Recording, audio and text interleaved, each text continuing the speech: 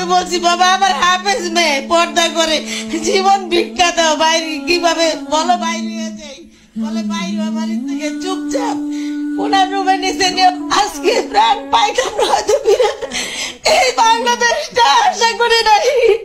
ছোটবেলার থেকে আমার সোনার বাংলা আমি তোমায় ভালোবাসি জান, এই কবিতাটা পড়ছি বিদেশ থেকে বাংলাদেশে এয়ারপোর্ট যখন বাংলাদেশে ল্যান্ড করতেছিল তখন প্রত্যেকটা মানুষ বলছে আমার সোনার বাংলা আমি তোমায় ভালোবাসি।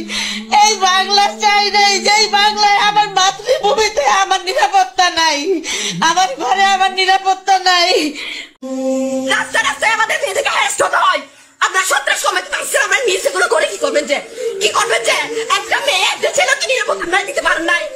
আপনার সন্ত্রাস প্রশাসন কিছু নাই, ডাকাতি হলো পুলিশের কাছে গেলে এখানে যাও ওখানে যাও এখানে যাও নাই, আমাদের নিরাপত্তা নাই। আমরা পরাধীনে করে পরাধীন আমরা যদি বলি দেশের অবস্থা ভালো না, আইন শৃঙ্খলা পরিস্থিতি খারাপ, তাহলে আপনারা বলবেন যে মিস ইনফরমেশন, ডিসইনফরমেশন, আরো অনেক অনেক টার্ম আপনারা বলবেন। সুতরাং আমরা কিচ্ছু বলবো না।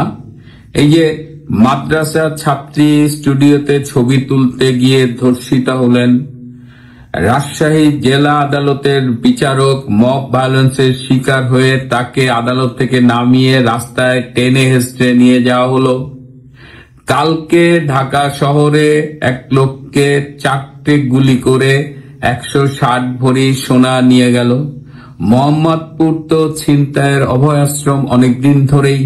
কিন্তু এগুলো নিয়ে আমরা কোনো কথা বলবো না। কিন্তু আসুন আমরা একটু শুনি যে বাংলাদেশে আসলে বর্তমান পরিস্থিতি কি, এই জেনজি, এই ইয়াং জেনারেশনের এক তরুণীর মুখেই শুনি। যে কোনো সময় হয় আমার গলায় কোপ করবে, নয় আমার উন্না ধরে টান মারবে, নয় আমাকে কোনো চিপার মধ্যে নিয়ে গিয়ে হয়তো ধর্ষণও করে ফেলতে। অত্যন্ত অনিরাপদ বোধ করছি। আমি এটা এমফাসাইজ করে বলতে পারতেছি না যে আমি যখন একটা নারী হিসেবে প্রতিটা দিন বাসার বাইরে বের হচ্ছি আমার কনস্ট্যান্টলি এনজাইটি ফিল হয়, আমার খুব অস্থির লাগে যে রাস্তাঘাটে আমি যখন চলতেছি আমি যে কোনো সময় আমার উপরে হয়তো একটা ছিনতাইয়ের আক্রমণ হতে পারে বা একটা ধর্ষণের আক্রমণ হতে পারে। আর আমার সরকার আমার জন্য কিছুই করতেছে না, আমার রাষ্ট্র আমার জন্য কিছুই করতেছে না। যতক্ষণ না আমি একটা লাশ না হচ্ছি, যতক্ষণ না আমি একটা ধর্ষিতা না হয়ে যাচ্ছি, ততক্ষণ পর্যন্ত তার টনক নড়বে না। ততক্ষণ পর্যন্ত বিচারের কথা তো আমি বাদই দিচ্ছি, তার টনকটাও নড়বে না। ডেভিল হান্ট অপারেশন করছি, ভাই ডেভিল হান্ট অপারেশন আপনি করছেন আমি বুঝতে পারতেছি, অনেক আওয়ামী লীগের দোষরদেরকে আপনি আটকাচ্ছেন আমি বুঝতে পারতেছি, কিন্তু আমি তো নিরাপদ না।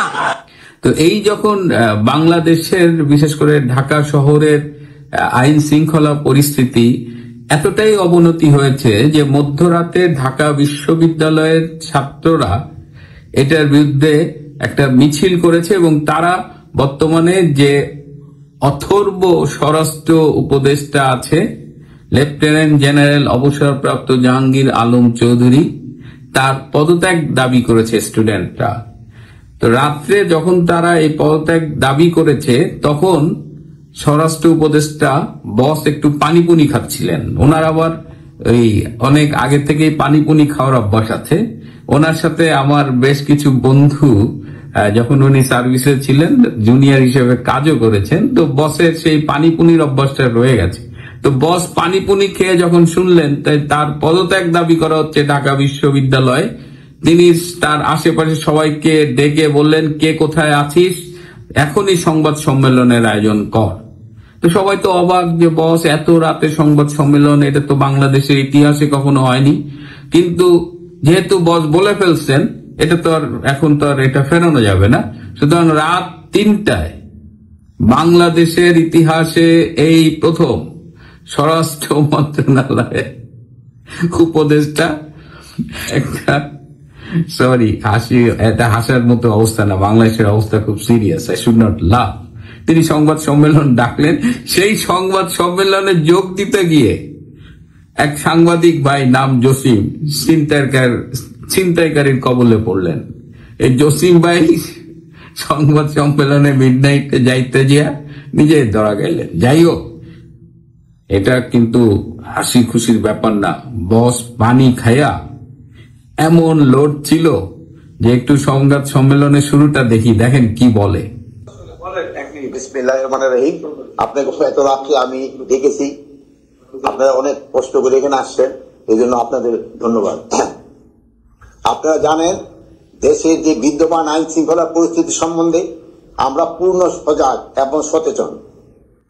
আপনারা জানেন যে আওয়ামী দোসররা তারা দেশকে অস্থিতিশীল করার জন্য সব ধরনের চেষ্টা করতেছে।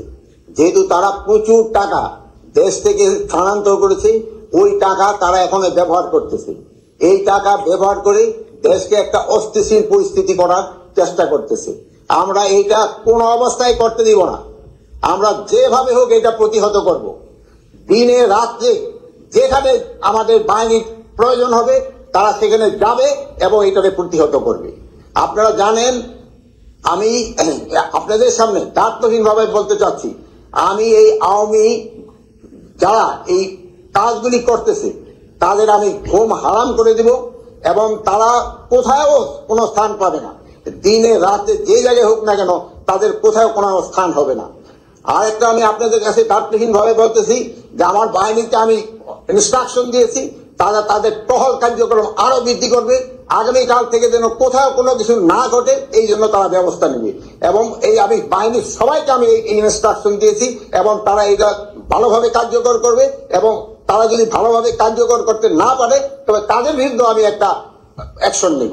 দেখছেন, বস কিন্তু ডিটারমিন্ড এবং বস বলছে আগামীকাল থেকে মানে আজকের থেকে বাংলাদেশে আর কোনো সন্ত্রাস কিছু হবে না। এবং বস বলছে এই সব নাকি আওয়ামী লীগ করে। আচ্ছা কন, এই যে ডেভিল হান্টে গত 12 দিনে 19,553 জনকে গ্রেপ্তার করা হয়েছে। এর মধ্যে 19,300 হলো আওয়ামী লীগের নিরীহ লোকজন, যাদের বিরুদ্ধে মামলা নাই, কিছু নাই, যারা পালায় পুলায় আছে, এদের গ্রেপ্তার করছে। অথচ কথা ছিল ডেভিল হান্ট হলো যারা সমাজের সন্ত্রাসী অপরাধী তাদের গ্রেপ্তার করে সমাজে একটা শান্তি আনবে। কিন্তু ঘটনা ঘটছে উল্টা, এই আওয়ামী লীগ ধরতেছে আর ওদিকে জেল খালি করার জন্য জঙ্গি, সন্ত্রাসী, শীর্ষ সন্ত্রাসী, ছিচকে চোর সব আগের থেকে কিন্তু মুক্তি দিয়ে দিছে। এরা মুক্তি পেয়ে এই শহরে বৈশাখে আঙ্গুল চুষবে না। চোর ছেড়ে দিচ্ছেন, ছেচর ছেড়ে দিচ্ছেন, সন্ত্রাসী ছেড়ে দিচ্ছেন, জঙ্গি ছেড়ে দিচ্ছেন। তো এটা কি করবে? এরা যা কাজ তাই করতেছে। আপনি বলতেছেন আওয়ামী লীগ করতেছে, আওয়ামী লীগের অনেক টাকা, আওয়ামী লীগের সেই টাকাগুলো আপনি জানেন যে কলকাতায় বাড়ি ভাড়া দিতে পারতেছে না আওয়ামী লীগের লোকজন, কি কষ্টে আছে আপনি জানেন সারা বাংলাদেশে আওয়ামী লীগের নেতা কর্মীরা। আর আপনি আছেন বস, একা একা পানিপুনি খান, এটাও আবার ঠিক না কিন্তু। হ্যাঁ, তো এই অবস্থায় এই যখন এই ভিডিওটা করতেছি তখন দেখলাম যে ছাত্ররা নাকি আপনার বাসভবনের উদ্দেশ্যে রওনা দিছে। সেই বিশিষ্ট আমার খুব পছন্দের মেয়ে, সেই কি না স্মৃতি, সে সিগারেট গাঁজা টাজা খায়, আমি খুব লাইক করি তাকে। দেখলাম যে এই দেখাবো না ভিডিওতে আপনাকে, সে ততক্ষণে তারা ব্যারিকেডের মধ্যে পড়ছে।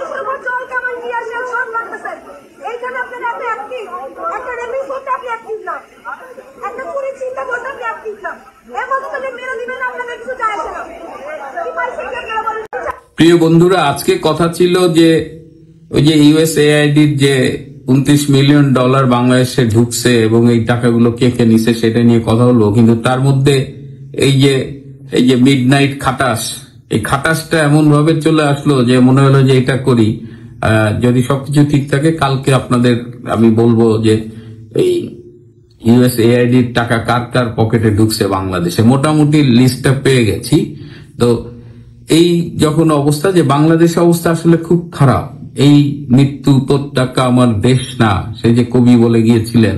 তো আজকে বাংলাদেশকে দেখে সেটাই মনে হচ্ছে, খুব অচেনা বাংলাদেশ, জঙ্গিদের বাংলাদেশ, সন্ত্রাসীদের বাংলাদেশ। এবং এই সরকার ফুললি ফেল করেছে, টোটালি ফেল করে। এরা যে ফেল করছে এটা তাদের যে অনুসারী ছাত্ররা আছে এরাও এখন বুঝতে পারতেছে, কারণ ছাত্ররা তো তাদের মা, ভাই, বোন, বন্ধু বান্ধবদের সাথে কথা বলে, তারা তো রাস্তাঘাটে বেরোয়, তারা তো আর উপদেষ্টাদের মতো শীতাতপ নিয়ন্ত্রিত ঘরে বসে বসে দেশ চালায় না। তো তারা এখন দেখতে পাচ্ছে যে সাধারণ মানুষ এই ব্যর্থ ইউনূসের উপরে এমন খেপছে যে যারা আওয়ামী লীগকে দেখতে পারে না তারাও এখন বলতেছে আগেই ভালো ছিলাম। প্রিয় বন্ধুরা, আজ এ পর্যন্তই। সাবধানে থাকবেন, দেশের অবস্থা ভালো না। বিশেষ করে রাত্রে বেরোনোর আগে কয়েকবার ভাববেন, এবং যদি বেরোতেই হয় তাহলে দোয়া দরুদ পড়ে বেরোবেন।